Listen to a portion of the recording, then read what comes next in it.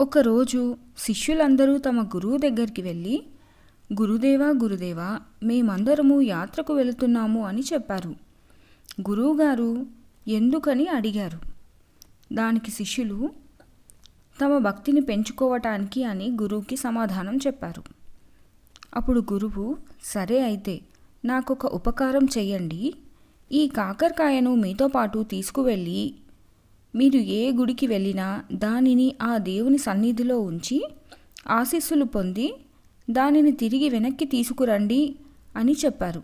దాంతో శిష్యులు తమతో పాటు ఆ కాకరకాయను కూడా యాత్రకు తీసుకొని వెళ్ళి ఎన్నెన్నో దేవాలయాలను సందర్శించుకొని చివరికి శిష్యులు దానిని తీసుకువచ్చి గురువుకి ఇచ్చారు.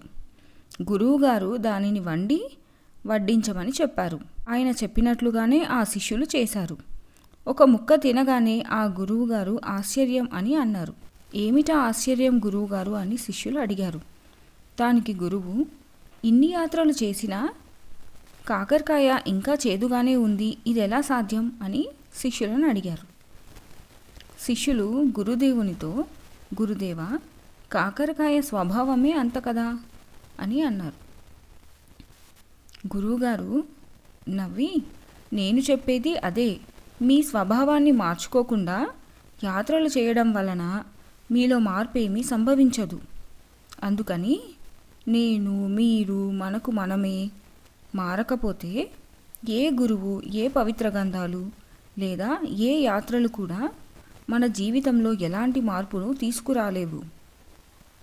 సానుకూలంగా వింటేనే ధ్వని సంగీతం అవుతుంది, కదలికలు నాట్యమవుతాయి, చిరునవ్వు ఆహ్లాదకరమైన నవ్వు అవుతుంది, మనస్సు ధ్యాన స్థితిలోకి మారుతుంది, జీవితమే ఒక పండుగలా ఉంటుంది. ముందు మనల్ని మనం, మన స్వభావాన్ని మార్చుకోవడానికి ప్రయత్నించాలి.